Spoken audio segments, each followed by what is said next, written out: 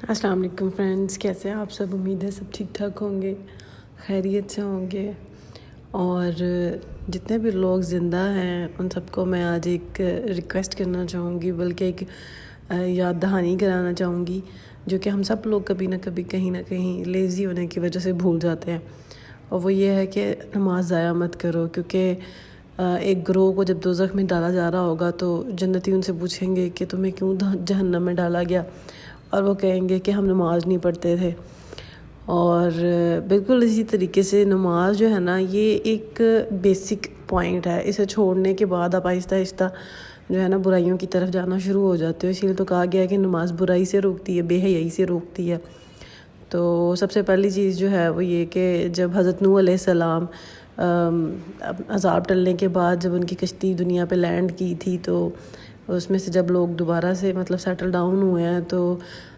کچھ دیر تو ظاہری بات ہے عذاب کے بعد وہ لوگ نیک رہے، نیکیاں کرتے رہے، اللہ کی فرما برداری کرتے رہے. لیکن اس کے بعد سب سے پہلی برائی جو ان میں آئی تھی وہ یہ تھی، جو قرآن پاک میں ذکر کیا جاتا ہے کہ انہوں نے اپنی نمازیں ضائع کی. مطلب کچھ تو ہوتا ہے کہ چھوڑ دینا، کچھ ہوتا ہے کہ آپ نماز پڑھ بھی رہے ہیں لیکن صحیح طرح سے ادا نہیں کر رہے. صحیح طرح مطلب ظاہری بات ہے کہ جیسے ہم تیزی میں نماز پڑھتے ہیں یا بے دھیانی سے نماز پڑھتے ہیں، کہ ہم پڑھ رہے ہوتے ہیں لیکن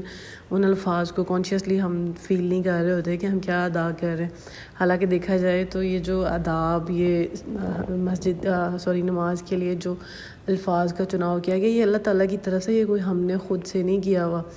اور اللہ کی یہ جو وحی ہے، یہ اس قدر انسان کو اس ٹائم پہ بالکل، نماز تو انسان کی جو ہے نا وہ مومن کی معراج ہے، کہ اس طرح سے فرشتے اس کو کور کر لیتے ہیں کہ بالکل جیسے آپ کو اگر شاید اس چیز کا پتہ ہو یا نہ پتہ ہو، جیسے مجھے بھی کچھ دیر پہلے ہی اس چیز کا پتہ چلا ہے کہ جس ٹائم وحی آتی تھی اس ٹائم اتنے زیادہ جو ہے نا وہ فرشتے نازل ہو رہے ہوتے تھے کہ بالکل انہوں نے آسمانوں میں جنوں کا پھرنا جو ہے نا وہ روک دیا ہوتا تھا. کیونکہ بیسیکلی ویسے تو جنات جو ہے نا وہ کہیں پہ بھی آ جا سکتے ہیں، اور سوائے جن جگہوں پہ ہم دعائیں پڑھ کے جاتے ہیں جہاں پہ ان کو جانا الاؤ نہیں ہے، اس کے علاوہ وہ ہر جگہ، وہ سمندروں میں گوتے لگا سکتے ہیں، وہ ہر جگہ آ جا سکتے ہیں. تو اسی طریقے سے نا جب وہی نازل ہو رہی ہوتی تھی تو جنات کو جس طرح سے سڑکوں پہ کسی پروٹوکول نے گزرنا ہو تو باقی عام پبلک کے لیے ٹریفک جام ہوتا ہے، اسی طریقے سے جب وہ سٹک ہو جاتے تھے تو وہ کہتے تھے کہ یہ ایسا کیا معاملہ ہے، اتنے فرشتے کیوں آ رہے ہیں. تو پھر ان میں سے کچھ جنہوں نے جو ہے آپ صلی اللہ علیہ وآلہ وسلم کو تلاوت کرتے ہوئے سنا تو انہوں نے جا کے اپنی قوم کو بتایا. انہوں نے کہا کہ بالکل ایک ویسا ہی کلام اور ایک اور اللہ کی کتاب نازل ہوئی ہے جیسی اللہ نے موسیٰ علیہ السلام پہ کی تھی. تو مین چیز جو ہے وہ یہ ہے کہ جب ہم نماز چھوڑ دیتے ہیں تو آپ دیکھیں کہ کتنے فرشتوں سے، کتنی اللہ کی رحمت سے ہم لوگ جو ہے وہ ڈپرائیو کرتے ہیں، کہ ہم محروم ہو جاتے ہیں ان سے. اور دوسری چیز یہ ہے کہ جیسے جیسے ہم نماز چھوڑنا شروع کر دیتے ہیں، سب سے پہلی برائی جو ہمارے اندر آتی ہے وہ آ جاتی ہے ڈیزائرز کا بڑھ جانا. سب سے پہلے ہمارے اندر جو ہے نا وہ شہوات بڑھنے لگتی ہیں، ہماری جو ہیں وہ جسے کہہ لیں گے خواہشات اتنی زیادہ، بلکہ لسٹ کی شکل اختیار کر جاتی ہیں. اتنی زیادہ خواہشات ہماری بڑھ جاتی ہیں اور انہیں پوری کرنے کے لیے انسان ہر طرح کی کوشش کرتا ہے، جائز بھی ناجائز بھی. اور جب انسان جائز کوشش کر رہا ہوتا ہے تو لازمی نہیں ہے کہ آپ کو آپ کی کوشش کے حساب سے چیزیں ملے. تو جب آپ کوشش کر رہے ہوتے ہیں اور جب آپ کا رزلٹ نہیں ملتا پازیٹیو،